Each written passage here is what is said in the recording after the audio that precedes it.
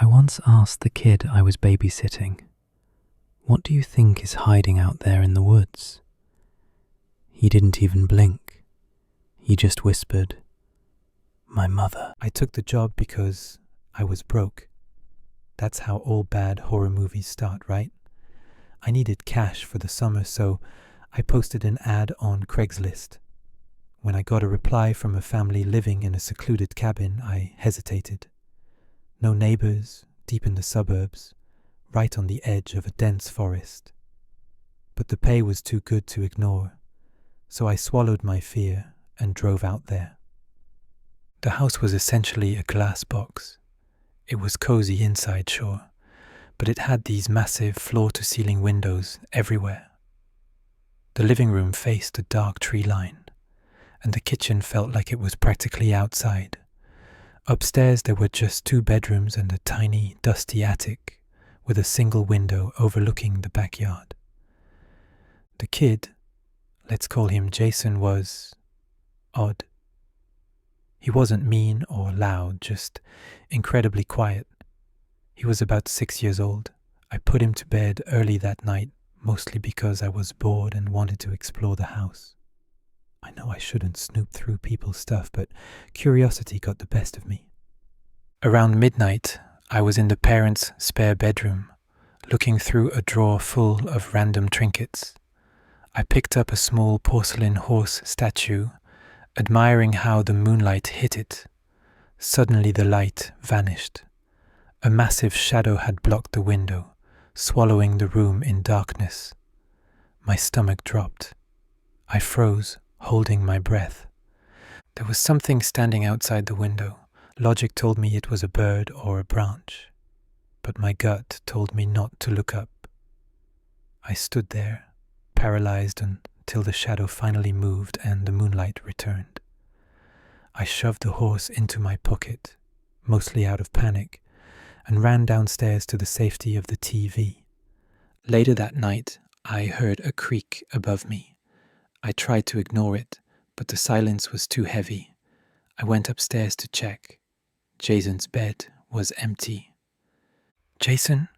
I whispered. The house felt too big, too quiet. I saw the attic door was wide open. Every instinct screamed at me to run, to grab my keys and leave, but I couldn't leave the kid. I climbed the stairs into the dark attic. I found him standing there, his face pressed against the glass, staring into the pitch-black forest.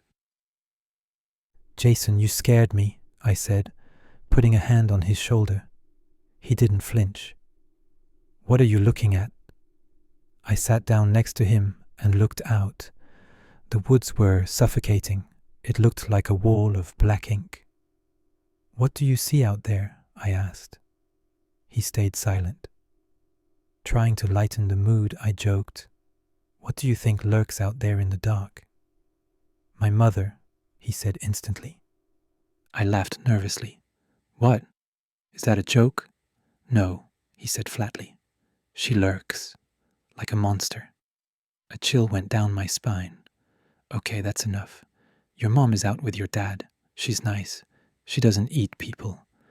Come on, you need to sleep. If they come home and find you awake, I'll get in a lot of trouble." He looked at me with wide eyes. "I'm telling the truth.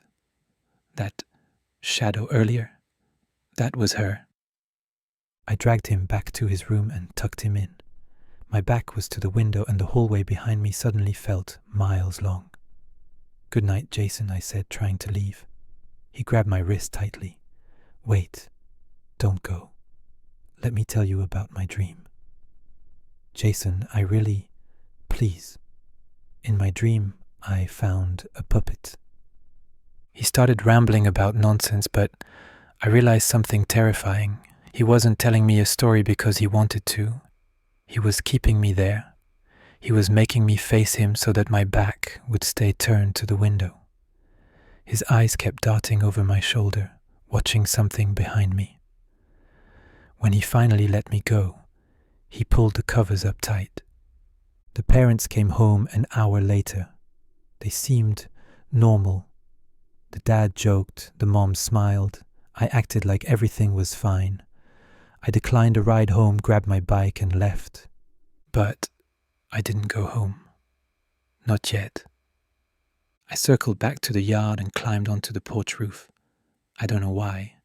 I just needed to see. I peered into the master bedroom window where the parents were sleeping. The room was quiet. The mom was asleep in bed. Then I saw it. In the corner of the room, what I thought was a coat rack began to move. It unfolded itself. A long, pale, twisted silhouette. It looked like a human that had been stretched out, its skin clinging to its bones. It dragged itself across the floor, silent as death, and stood over the sleeping mother. It stared at her. Then it raised a finger that was far too long and began to count. 1, 2, 3. I was frozen in pure terror, watching this thing looming over the woman I had just spoken to.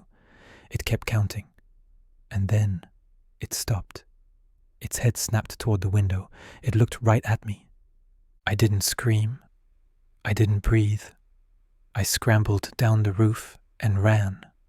I ran until my lungs burned, until I was pounding on my own front door.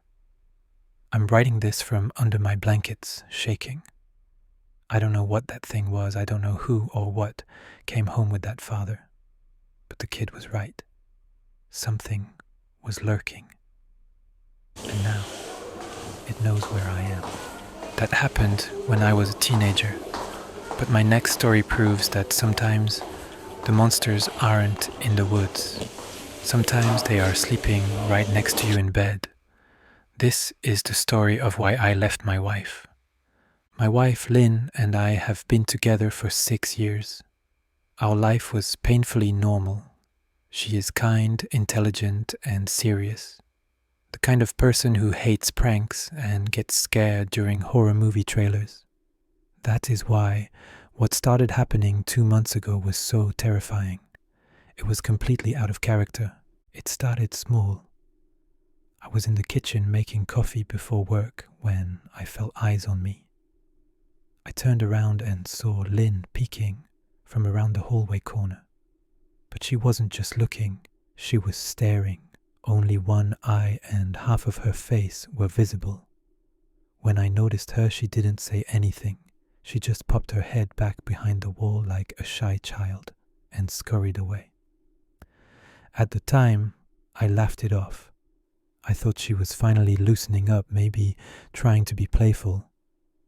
3 days later, I woke up at 2 a.m. to get some water. As I stood by the kitchen island, the hair on the back of my neck stood up. I looked down. Lynn was on the floor on her hands and knees, peeking at me from the other side of the island. Her eyes were wide, unblinking, and she had this massive, stretched grin on her face, like a predator looking at a meal. I screamed. I couldn't help it. It was so primal and wrong. Instead of answering, she scrambled backward on all fours, her hands slapping against the tile, scuttling into the darkness of the living room. I didn't chase her, I was too frozen.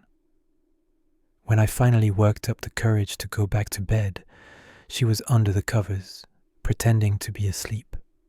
Her breathing was too perfect. Over the next few weeks, it escalated. She would peek at me from behind curtains, from the top of the stairs, even from inside the furniture. One night, I found her inside her grandmother's old wooden trunk at the foot of our bed. She had propped the lid open just an inch, her fingers gripping the edge, her wide eyes staring at me through the crack. She was giggling, a wet, suppressed sound. When I shouted at her to stop, she slowly lowered the lid, shutting herself inside the box. I started losing my mind. I was paranoid in my own home. The breaking point happened 3 nights ago. I was taking a shower, washing the soap out of my eyes when I felt it again. That heaviness. I opened my eyes and yelled in terror. Lynn was peeking over the shower curtain rod. She must have been standing on the toilet or the vanity, her head looming over the top. Her hair dripped into the tub.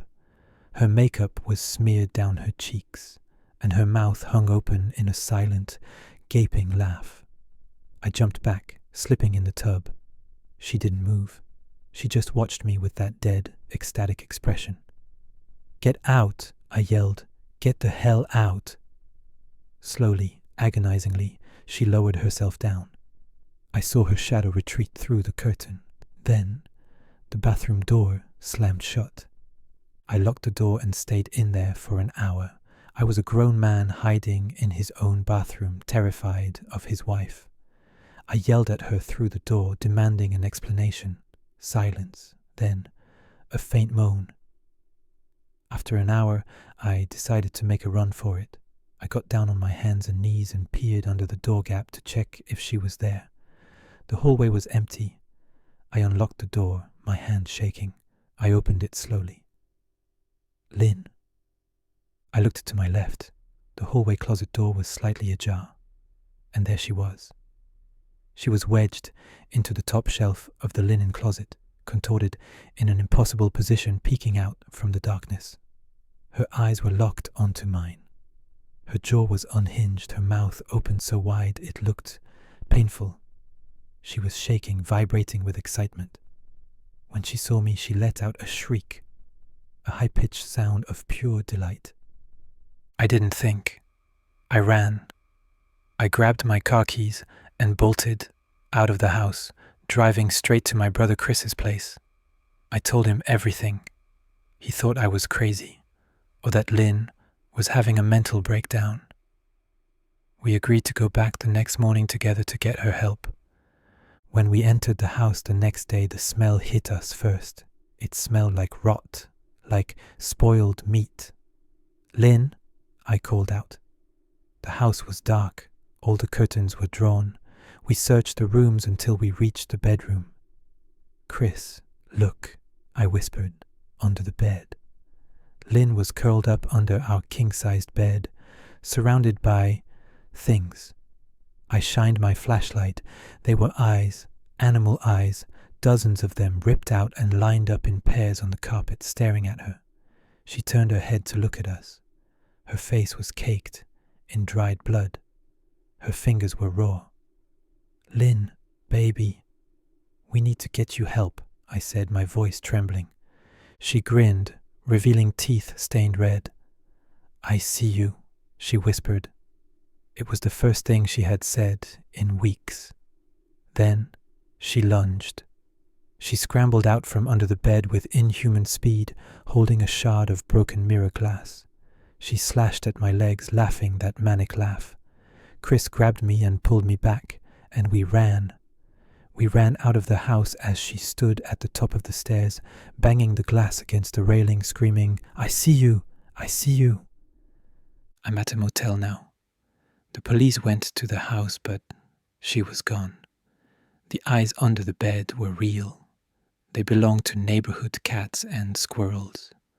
I don't know where she is, but an hour ago I got a text from her number.